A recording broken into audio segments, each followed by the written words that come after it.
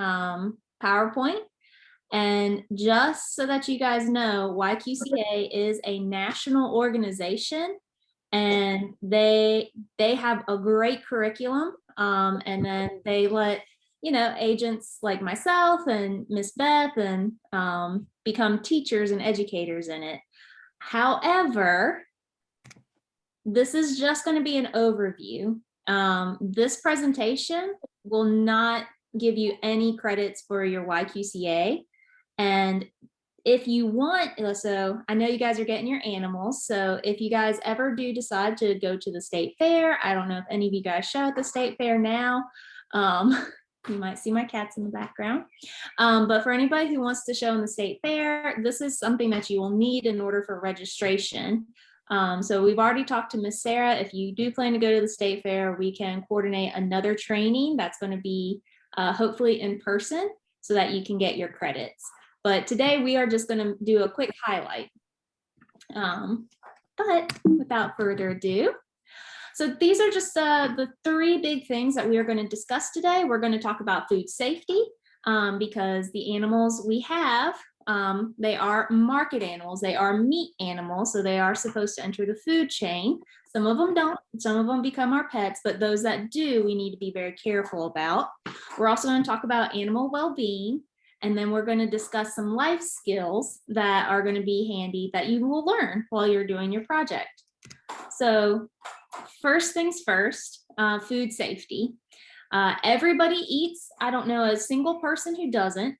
And we all like, well, hopefully we all like our hamburgers. We all like our steaks. We all like our pork loins and our chops and our bacon. So food is very critical to us. And the first step to having safe, reliable food is a good veterinary client-patient relationship. So who, if anybody, you guys can maybe unmute yourselves, raise your hand, put it in the chat, but who has a vet that they work with already? I do. You do? Who's your vet? Miss Wanda in Southampton County, Virginia. Miss Wanda Bradshaw. Miss Wanda Bradshaw. She's wonderful. Yeah, she's a good one to have. Does everybody work with Miss Wanda? Okay. But if you don't have a vet that you work with, I do. Miss Kim Red Oak. You have Miss Kim in Red Oak? Oh, I love Miss Kim. She's super sweet. She's also super tough. So, yeah. But if you don't already have a vet, go ahead, talk to some of your friends in your 4-H clubs, talk to Miss Sarah, talk to any of your agents. You can talk to me and try to go ahead and find a vet ahead of time because there's somebody you want to know before you have an emergency. So for those who don't know, your vet is basically the doctor that is going to work with your animal. And the goal in a veterinary client-patient relationship, or VCPR, is that they get to know you and your animal while you're healthy, not while they're sick. So that's the vet. The client, of course, is you, the owner of the animals, and your patient is, of course, your project, whether it's a lamb, goat, steer, or pig. And then the relationship is, of course, how are you friends? Have you met before? Do they know you? Do they know your farm? Kind of thing. So again, you really want to establish that relationship ahead of time. So go ahead, find a vet that you trust, and just get that going. Now, your vet is going to also probably recommend some animal health products for you.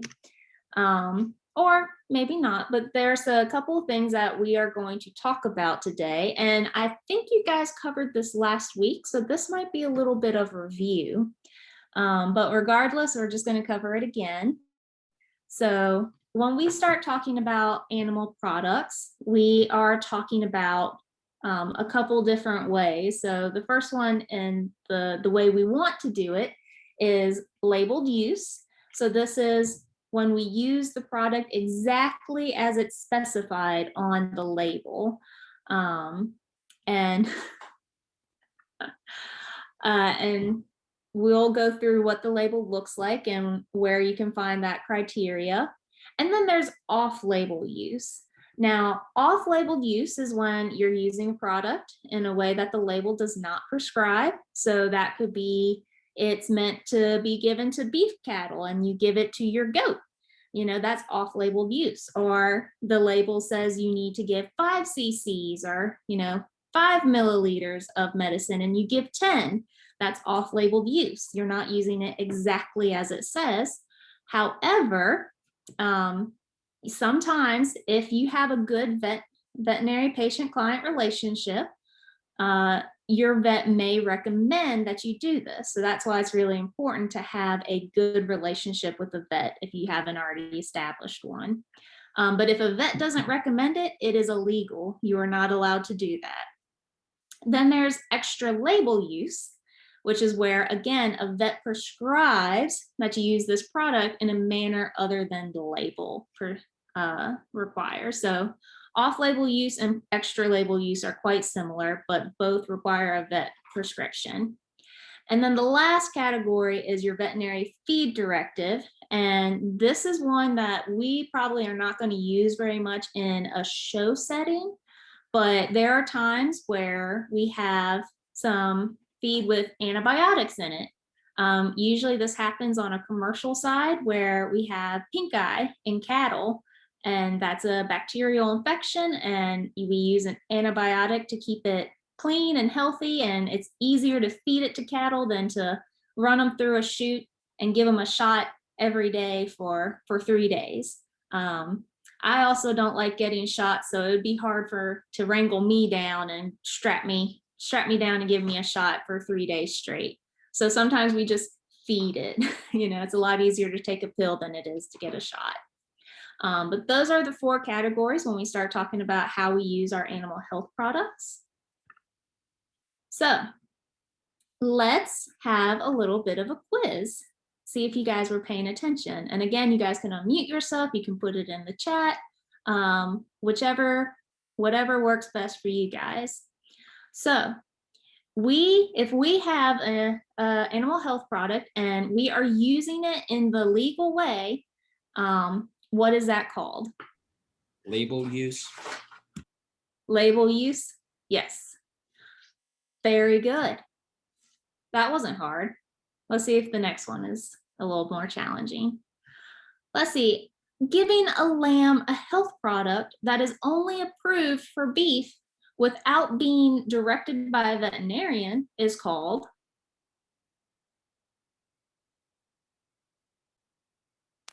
Off-label use. Very good. That is correct. It is off-label use. So is that legal?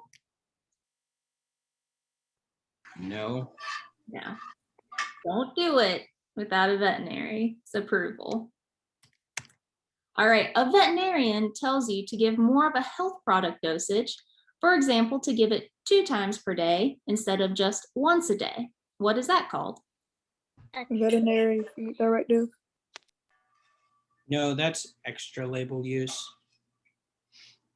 Yeah, you're correct. That is extra label use.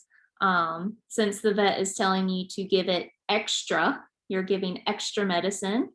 So it's extra label use. Very good. All right, last but definitely not least, I wonder if everybody can guess what this one is. A veterinarian finds a health issue and identifies a health product to be mixed in with the feed. What is that called? Vet directive. Yes. Very good. Off to a good start. Can't fool you guys. Veterinary feed directive. So, all right. So now that we know about this product use, let's talk a little bit about record keeping. And I'm so glad we're talking about this before you actually get your animals, because this is something that you can go ahead and have set up before your animal arrives. Now, record keeping is very important. And I'm not just saying this as an agent because I want you to have really good project record books. I'm saying this as a producer myself Record keeping is crucial. So when I'm talking about record keeping, there's a lot of information that you need to keep track of, especially when you give a shot or if you give them any sort of medicine. You need to know when you gave that shot. So you need to keep track of the date treated. You need to know what animal you gave the shot to. Now, for us in the show, it may not be that much of a problem with animal identification. You might have just one lamb or two goats or one steer, or but still write down the animal. Still write down the identification, whether it's the tag number or their name, kind of thing. Because if you have multiple animals, sometimes you can get confused. Did I give a shot to tag number 27 or 28? They all look the same after a while. So write it down. Also write down what product you used. Did you give a shot of antibiotic, or did you give a shot of vitamin B12? And also write down how much you gave. Keep track of the amount, because if a vet prescribes extra label use, you want to keep track of that. You also want to keep track of how the product was given to the animal. Did you feed it to the animal? Did you give it in a shot? If you gave it in a shot, where did you give the shot? Did you give it in the left shoulder and the right shoulder? Just keep track. There's a lot of things. Also want to write down who gave the shot. So did you, as the owner of the animal, since this is your project, did you give the shot, or you didn't like needles, so you said, Mom, Dad, can you give the shot? Or Grandma, Grandpa, or Miss Sarah, can you come give a shot? Or did the vet give a shot? So just keep track. And then also keep track of your withdrawal time and why you gave the shot. Write down any symptoms. So was your pig coughing and sneezing and had a runny nose? Or was your lamb not eating and pretty lethargic, so you gave it a shot? Just write it down. And that'll help you in the future. If you see these symptoms reoccurring, you can call your vet and say, hey, I have this problem and it's been recurring, and here's what I've done. And they can help you out from there. So this is a lot to keep track of. You guys might want to screenshot this page just so that you guys can have just all of it. And I'll pause right here in case anybody wants to do that.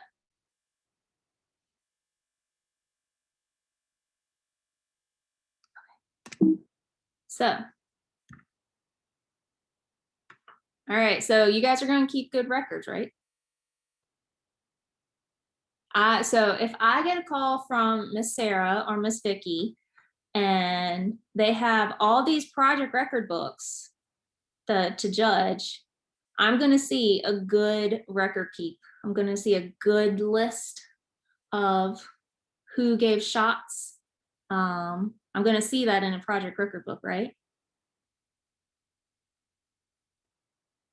Maybe not. We'll have to see. All right. So let's talk a little bit about product labels. So I actually have a made up label here that we're just going to look at, and you guys have young eyes, so I have full faith that you're going to be able to find this information. But when you are looking at the label, there's a couple of things that you just need to know where they are. So the first thing is you need to know dosage, meaning how much are you actually going to give your animal. So using your young eyes, can anybody find where the dosage is on the label?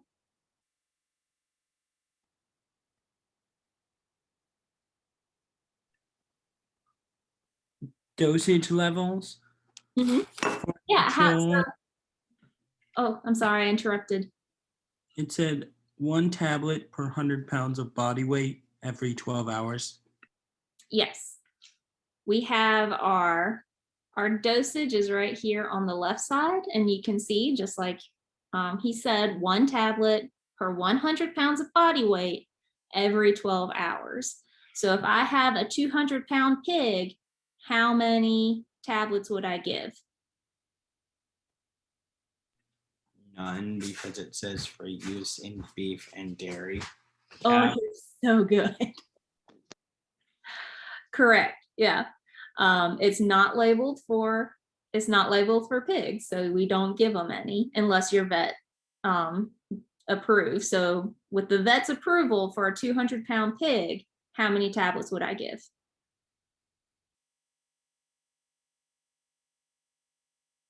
2. Yeah. All right. So can somebody find storage? How do we store this medicine? Store below 25 Celsius or 77 Fahrenheit. Yes, very good. So 25 Celsius, 77 Fahrenheit. Perfect. Perfect.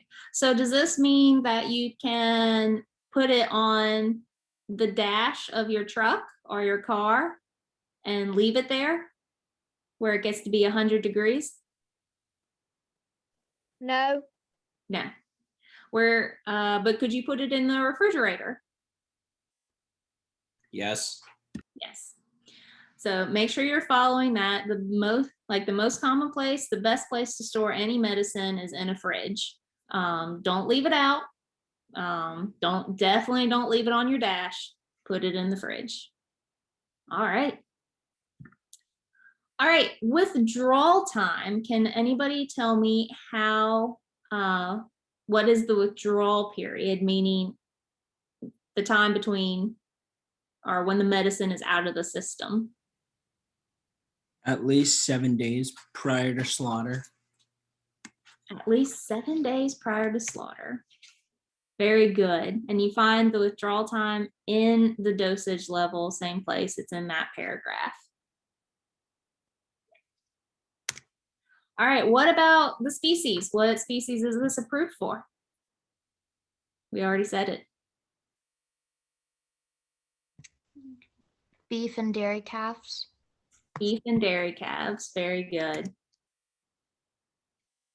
All right. So very good. So now you guys know how to read a label. So let's talk a little bit more about withdrawal times. Already said that it's the amount of time it takes for medicine to be processed in the animal system. And this is tested multiple times very thoroughly by FDA, and they are very strict about withdrawal time. So we, as producers, as showmen, have to be very careful that we're following this.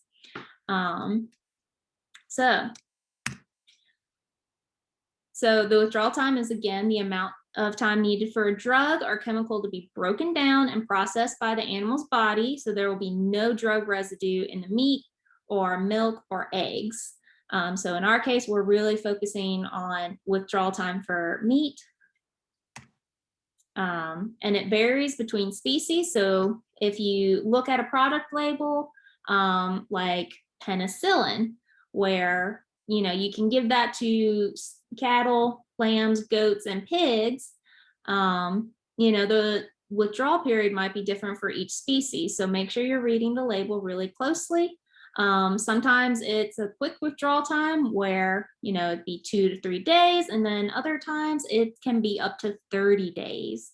So really, really long lasting medicine there. So make sure you're reading that. The most common one that we use on my farm and also for the show animals is penicillin. Like, antibiotics are really helpful, and the withdrawal period for that is 7 days. So just remember, if you use penicillin, withdrawal time is a week. So there's also a lot of animal health products that have you're just not allowed to have any residue, where if you use this product, you are only using this with a vet's approval and knowing that this animal is going to be on your farm forever. It's never going to enter the food system. So just make sure that if you have any, like you talk to your vet, and like these aren't anything that you're going to get over the counter. Like if you go to Tractor Supply, Southern States, your local feed store, none of the medicine you buy there is going to be this where you can't have any residue. You can only get this through a veterinarian. So just make sure you're talking to your vet before about the withdrawal times before giving anything. So, all right.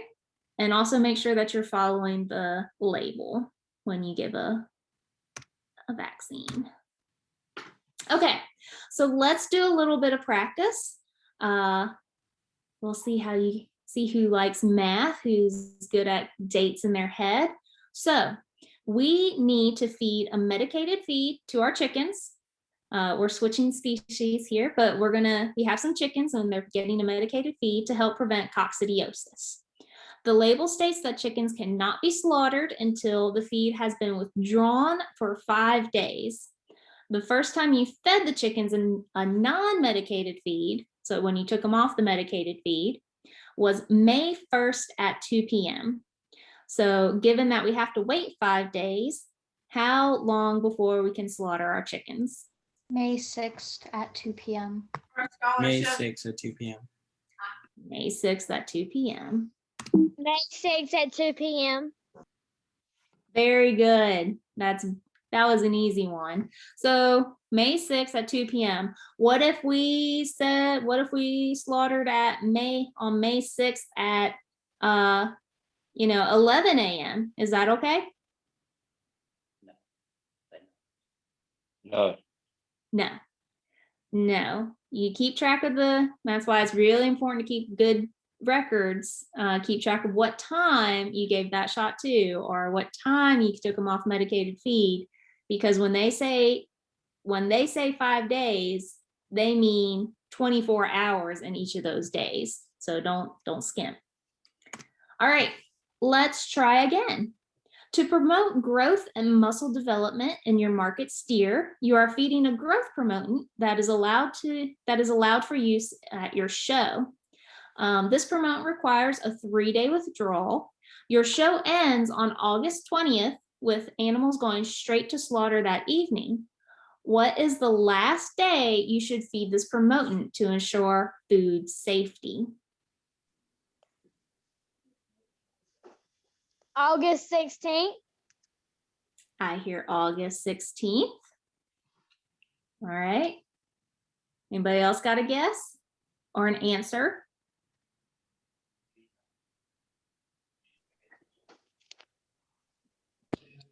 Well, you are correct. You are absolutely correct. And you guys are actually the first one I've taught that got it right. Most of the time I hear August 17th, because 20 minus 3 is 17, but we want to do August 16th because we're not sure when those animals are going to be going to slaughter. It just says the morning. And what if it's 12:01 midnight kind of thing? Like, we don't know. So better safe than sorry. Give yourself some extra time before for withdrawal. All right, let's see. So you are feeding a feed supplement to your market pig to promote muscle development.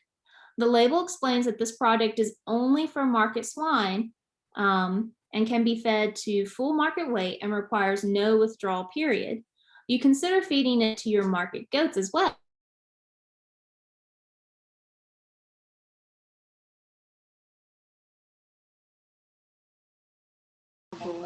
Not applicable. Applicable. Yes, you guys are good. So you guys remembered from our veterinary relationship discussion that we can't do that. That's illegal. That's off-label use. And it just does not match species to species. So absolutely correct. Not applicable. You guys are so good. All right, let's do another quick knowledge check. See how we're doing. So in the veterinary client-patient relationship, commonly referred to as VCPR, the client is A, you, the owner, B, the animal that is being seen by the veterinary. C, the interaction between you and the vet. Or D, the licensed doctor of veterinary medicine. D. Here, C. D. Okay. I heard C. D. D. A. Yes. Yeah. You're the client. You're the one who has called the vet to come see your animal. So you are the client. All right. Let's see. So pieces of information need to be recorded each time an animal is given a health product. Which piece of information does not need to be recorded? Is it the route of administration, the date you treated the animal, the reason for treatment, or the animal's birth date? Which does not need to be recorded? Route of administration. Okay, heard route of administration. Any other answers? Reasons for treatment. Reasons for treatment.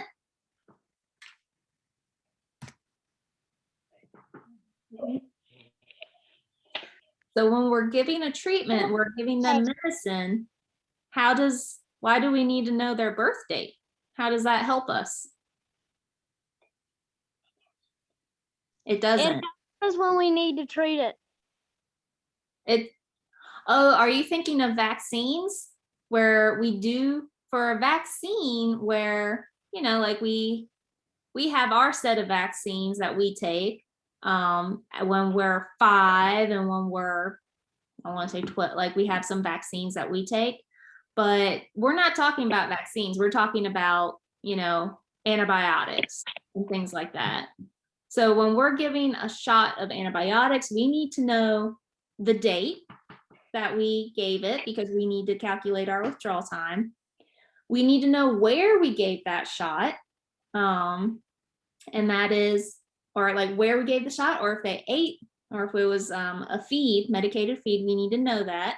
Because where you're giving the shot is important, because if you have to give a shot for 3 days, do you want to keep getting a shot in the same arm, or would you like to spread it out kind of thing? Spread it out. Yeah, so we try to spread it out. And then we also need to know why we treated that animal, because your vet might come, the animal might get worse, like instead of better. We hope your animal gets better after getting a shot, but what if it doesn't? So we need to write down the reason we treated it. My lamb had a runny nose. I gave it 3 cc's of penicillin on Thursday, March 17th. No, 18th. Today's the 18th. On March 18th. And, tomorrow it has a runny nose, a cough, and diarrhea. Well, at that point, I'm going to call my vet and say, hey, I gave it a shot and it's not doing anything. It's getting worse. And you can tell them what the symptoms were. And we have a lot of good vets in our area. You guys already named Miss Wanda and Miss Kim, and they don't charge for a phone call. They're really good about that. So don't be afraid to call your vet. All right. So withdrawal time is important when showing only market animals, or the time from which a product is administered to an animal until the time in which it can be handled. They can be handled, or based upon the dosage of a product given to an animal, or the amount of time needed for a product or any other chemical to be broken down and processed by the animal's body. D. Very good. The withdrawal time is how long it takes for that medicine to be broken down. A. It is very important when showing market animals, but it's important always. All right, true or false? Withdrawal times are the same for each species, even if products differ.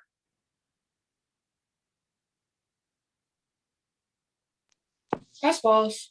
False. False. Very good. Absolutely. 100% false. Not true in the littlest bit. So. All right. Well, we are going to move on to the next subject. So you guys are good to go for food safety. So let's talk a little bit about animal well-being. This is going to be focusing more on the care of your animals. So, and again, I think you guys talked about this last time. So we're gonna try to buzz through this.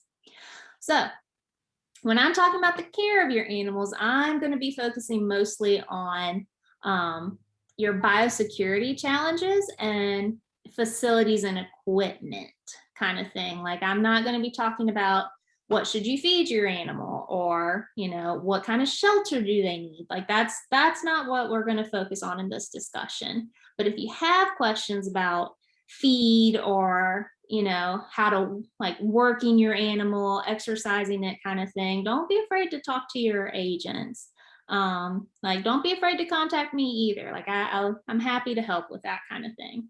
But we're just going to be focusing on how to prevent your animals from getting sick. So what the first thing I'm going to talk about is one that we don't necessarily think about a lot. We don't think about biosecurity, which is basically just policing what our animals come in contact with. So a good biosecurity program is going to be that preventative medicine. Like, we are practicing biosecurity by washing our hands and wearing a mask and trying to prevent and social distancing. So we're doing biosecurity for us during COVID. So let's try to put some of that into our animals as well. So the first thing to do, make sure your animals are up to date on their vaccines. So when you get your animal from, you're at the farm, and some of you I think might be getting it from your own farm, but you might be purchasing it from someone else. If you are purchasing it from a breeder, make sure to ask them, like, what kind of shots, what kind of vaccines they've had, and they'll tell you, and ask if they need a booster kind of thing. Do they need any more shots, or are they good to go when they get to your farm? Visitors is another thing that we really need to work on limiting. So, you know, if I come to your farm, you know, I go to a lot of farms in a day, and, you know, I might be transmitting a disease. So I could have gone and seen, you know, Joe Smith's pigs, and Joe Smith's pigs had a cough, and then I went and saw Carol's pigs and they were fine, but, you know, I carried that to her pigs kind of thing. So when you're bringing in visitors, make sure that you're being a little bit careful. Try to have a little disinfectant station where, at the very least, you can put a cat litter box out with a little bit of water and a little bit of bleach in it, and they can step in it and disinfect the bottom of their shoes, because that's where we actually carry a lot.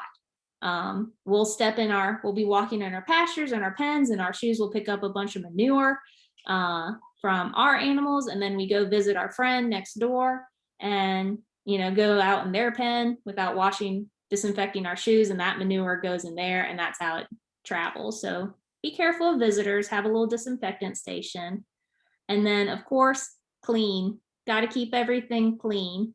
So I like to ask the kids in my county, you know, because we typically have weigh-in before they have before they have this training. So I always like to ask them, who washed out their trailer after weigh-in? And nobody raises their hand. It's not a fun task, but make sure you're cleaning out your trailer. Make sure you're cleaning out your pens pretty regularly. We really just want to try to eliminate as much manure as possible, because that's really a very easy way for diseases to transfer. So let's talk about some other ways that it transfers. So there's direct transmission, and this is when, you know, animals touch noses to each other, or they lick on each other, they breathe on each other, they cough on each other, you know, same ways that we can transmit diseases, animals do the same. And what we see a lot of times is, or at least here with me, I have I have a flock of sheep, and like I have the ewes that stay home, and then I have some lambs that come with me to shows or to the state fair. And I have to be very careful about keeping those lambs separate from my flock. At minimum, you want to keep them separate for 30 days, which requires, a little extra room, a little finagling, because sometimes we just don't have that. But the reason you want to do that is because when I take my lambs to a show and they're doing nose to nose with other lambs, or just breathing on other, like they're exposed to a bunch of things, like, kids going to the first day of kindergarten, right? You come home sick a lot of times. So they're exposed to a lot more diseases. So when I bring them home, I want to keep them separate from my ewes so that my ewes aren't exposed to the same thing they are. So just try to keep them separate for at least 30 days. And then there's also some indirect transmission, and this is where it's our fault. This is what we're doing, and this is where we can be a little bit more careful about biosecurity. So see it a lot. Cutting boards or the little plastic sorting boards are a very effective transmitter of diseases. You're trying to move some pigs, and they're walking and pooping at the same time, and it smears across that board, and then you try to move them differently. So you can see how that transfers pretty easily. Any stands you might have for clipping, halters, things like that. So if you have multiple animals on your farm, try to have like one halter per animal if you can, just to avoid some transmission from equipment. And then the last transmission method is vector-borne, or it's transmitted by parasites, basically. So mosquitoes are a very common way diseases are transferred. We see that heavily in the equine world. Ticks are also a very common way. Flies, you see flies with the pink eye, they'll transmit it from eye to eye as they swarm. And then of course, rodents are another way that they transfer. All right, so let's test your knowledge. So what is biosecurity? Is it preventing zoonotic diseases? Is it removing all biological aspects from a secure location? Or is it minimizing exposure of biological objects to your animals? Or is it using a series of practices to prevent disease from affecting your facilities? D. D. D. Very good. All right, we cannot remove all biological aspects from a secure location. That is impossible. That would basically be a cement room. But we can use some practices to prevent diseases from entering our facilities. All right, which of the following is likely to be a vector for disease or pathogens? And a vector is, again, like a parasite. So water coming directly from your farm's well, a mosquito, feed purchased from the local feed store, or the feeder that has never left your farm or facility. Mosquito. Mosquito. Yes, very good. A mosquito is an excellent vector. Like that is the prime example of a vector. They transfer a lot of diseases, and nobody likes them. I have not met a single person who likes a mosquito. All right. So what is the minimum number of days an animal returning from a show or exhibition should be separated from the rest of the flock or herd? 30. 30 days. 30. Yes, very good. 30 days at least. 90 days is great, but that's really hard to do. And I cannot for the life of me manage to keep them separated all year, all 365 days. That's a lot.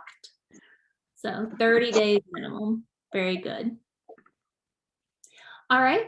In order to prevent indirect transmission of disease from animal to animal by exposure to dirty objects, so dirty equipment, you should do which of the following with your objects upon returning to the facility after a show or exhibition. You should isolate your animal, clean and disinfect each dirty object, or control all animals who come in contact with objects. B. B, keep clean. B. Very good. Clean and disinfect. Just clean everything. And I wish somebody luck at controlling animals to not touch anything. They'd basically just be in a big old plastic bubble, right? So. All right. Very good. Let's move on. So we're gonna talk a little bit about some life skills. We're not gonna touch base on all of them. There's a really nice section in here about advocating for agriculture, but we just don't have enough time to cover that. But hopefully when we have the in-person YQCA training, we'll have more time. So today we're just going to focus on your emergency action plan. So for your emergency action plan, like none of us ever want to encounter an emergency, but there's a very good chance we will. Like today, we were very worried about tornadoes. We were under a tornado watch. So we did a little bit of prep work to keep, to make sure everything was safe before beginning. So your emergency action plan. So when an emergency occurs, you have some immediate actions that you have to perform. Say your lamb's head is stuck in the fence. All right, there's an immediate reaction where you run out there and you're like, oh my gosh, why is your head stuck in a fence? And you have to assess this situation. Most of the time they get it out themselves. But sometimes they don't. So immediate action is to run out there, assess the situation and see what you can do and realize that, okay, I need help. So we need to know where we can find information about getting help, like who are we going to contact to help us? What do we need in order to help get this head unstuck from the fence? And then also kind of where the animals are housed. So let's talk a little bit about what information is going to be in your emergency action plan. So we have information that is absolutely necessary. We need to have it in there. We have information that might be nice to have. And then we have information that is just going to be too distracting. It's too much.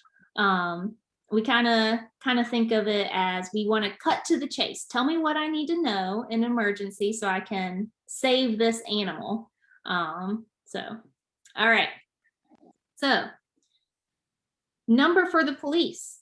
Is this necessary, nice to have, or too much in your action plan? Nice to have. Nice to have. Okay.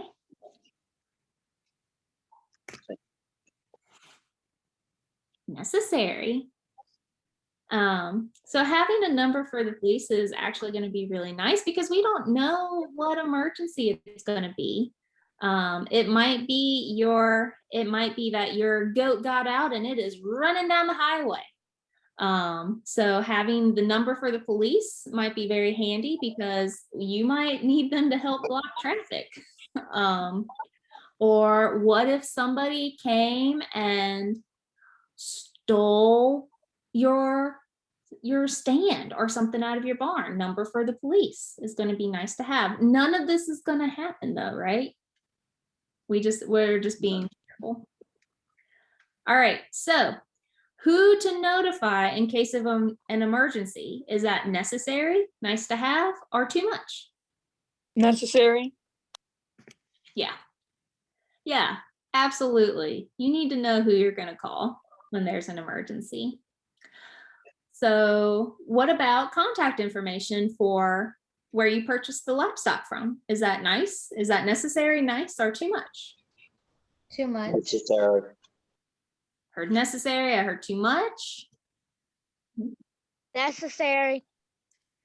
So in the case of an emergency, knowing where your livestock came from, where you bought them from, is going to be a little bit too much.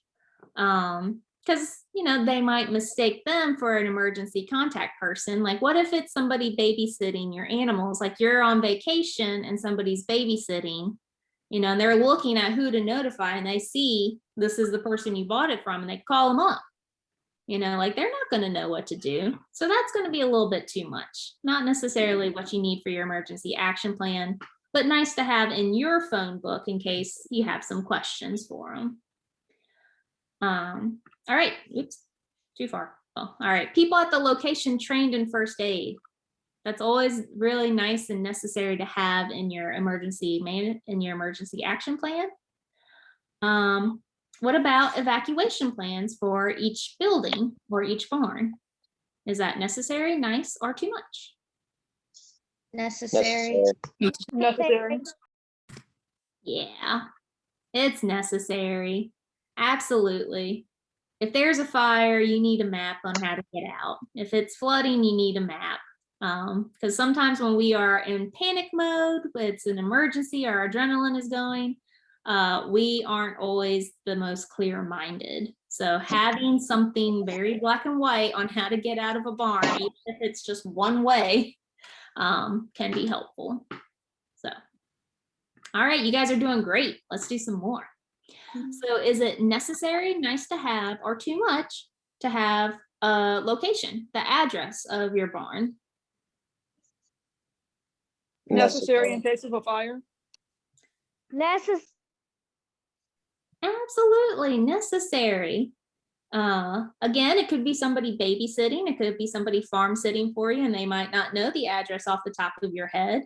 Or again, you could be in a state of panic and you're like, oh, I can't remember the address, so have it written down. What about the nearest livestock auction address? Is that necessary, nice to have, or too much? That's just too much. Too much. Nice to have. I love it. Just the exasperated, that's just too much. That was perfect. Yes. The nearest livestock auction is a little bit too much. Like, what are they going to do in an emergency for you? What about an emergency location map? Necessary. Necessary. Necessary. Necessary. Yes, absolutely. What about the locations of all of your livestock? Is that necessary, nice to have, or too much? Necessary. Necessary. Yeah. So, like, we might have a very small barn, and we might have one animal in there.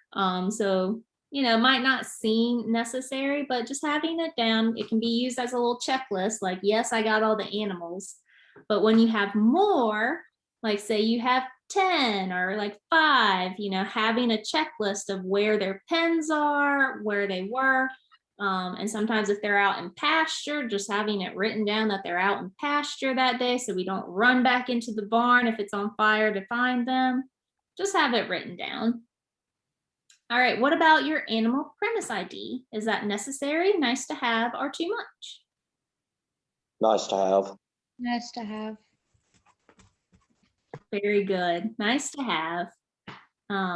We like to have identification. It's always helpful, but not necessary in your emergency action plan.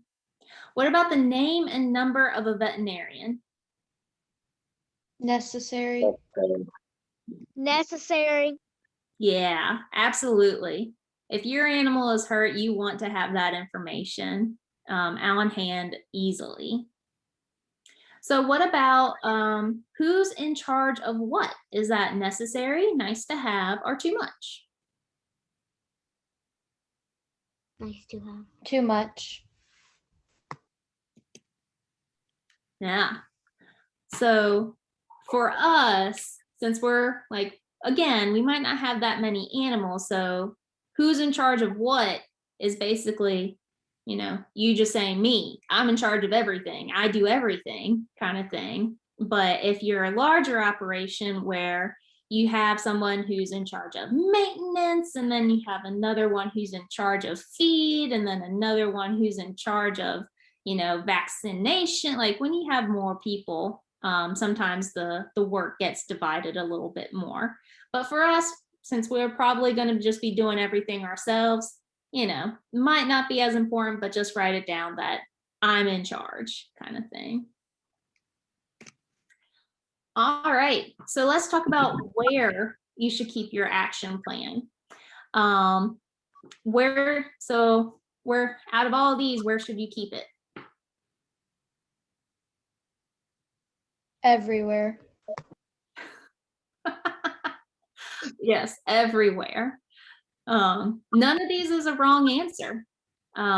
You can have it by the telephone. You can have it in your barn. You can have it by the gate. You can have it in a shed. And in fact, we really recommend that you have it in multiple places.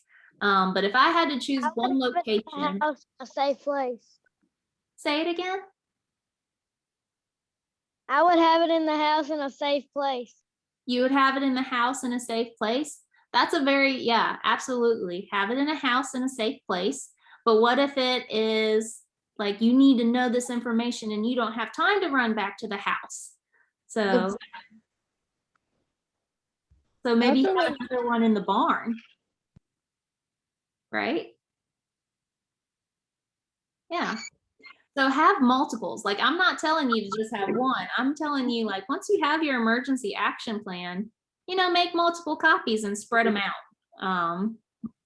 But I like to keep one by a phone for sure. Yeah. We still have a house phone at our farm. I don't think that's a common thing anymore, but we like to keep it by the phone so that way it's right there. And then the other one we have is in the barn. So, but we could probably do with more. I like the gate entrance. I think that's great. So. All right, so let's test your knowledge a little bit. So when an accident or emergency occurs, an emergency action plan is the information needed to help prepare you for which step? Is it the precautionary step or the immediate action or only the first step or your time in figuring out the next step?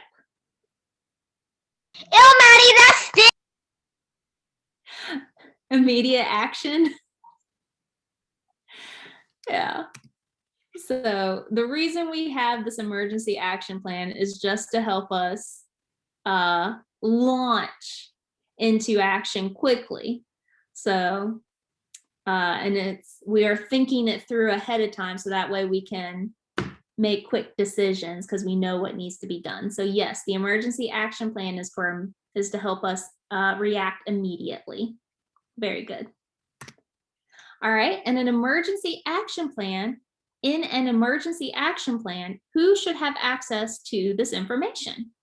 Anyone involved with the livestock and the location they're housed, anyone who visits the farm, only those who work on your farm on a daily basis, or only the government agencies who request it? I would say A. A. Here, A. Very good. That is absolutely correct. So anyone who's involved with livestock and the location that they're housed needs. A. Yeah. Your government agencies don't really need to know. Just saying. It'd be, it'd be nice if I come visit your farm and I say, "You have an emergency plan? I would like to see it, but you don't have to show it to me," kind of thing. So, all right, true or false? It is not important where you place the emergency action plan as long as you have one. False. You're false.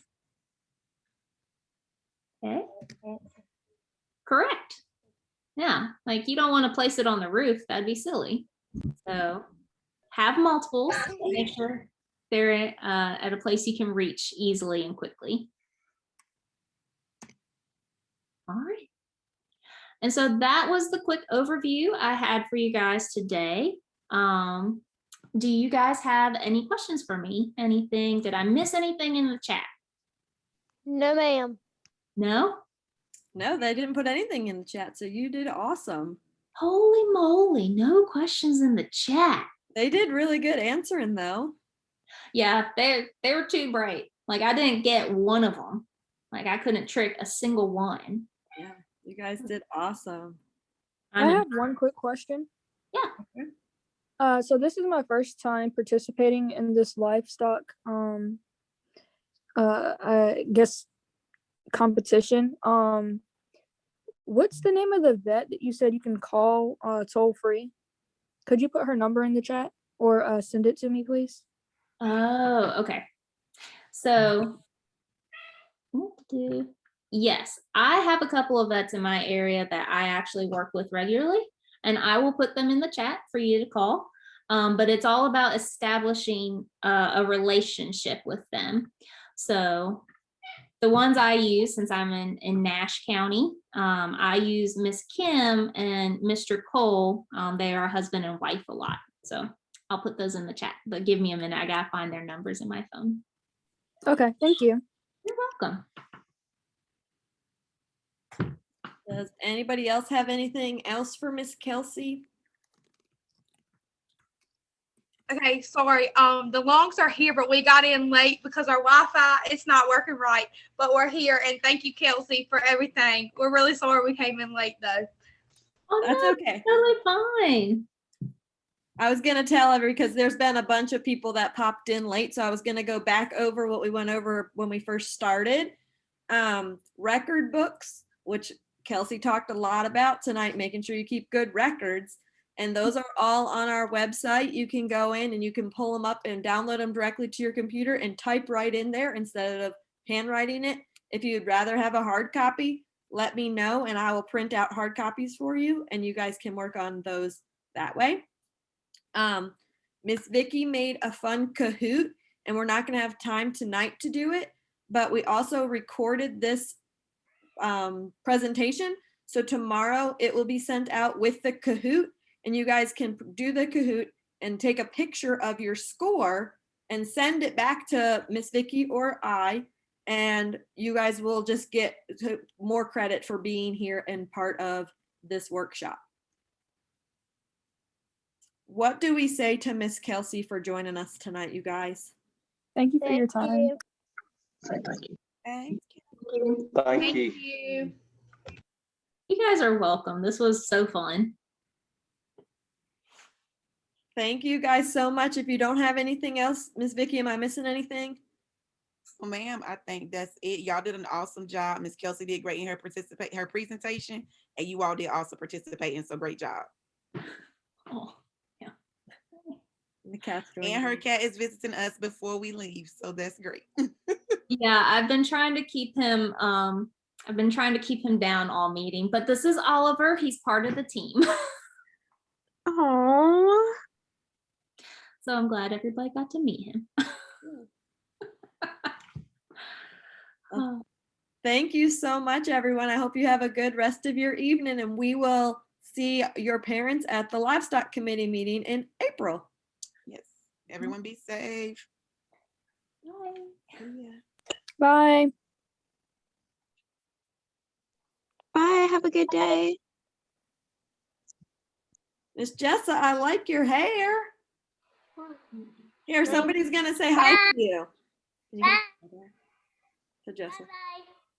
Bye, River. Jessa, somebody's coming to say hi to you. Okay. Here. Hey, Jessa. Hey, How are you? good, That's good. How's school going? good. Good. Dan, What? is that Dan? It is. I like your haircut. Thank you. Are you feeling better? I am. Thanks for checking. How's your baby goats doing? Good. I gotta come see them. Maybe We have next week. what? A lot? Oh boy. We have 6. Ooh, I'm gonna have to come see them next week. I'll be in the office. What time do you get out of school? We get home around 5. Okay, I'll send your mom a message. Miss Amanda's still on here too. Bye. Bye. Miss Amanda, are you still on?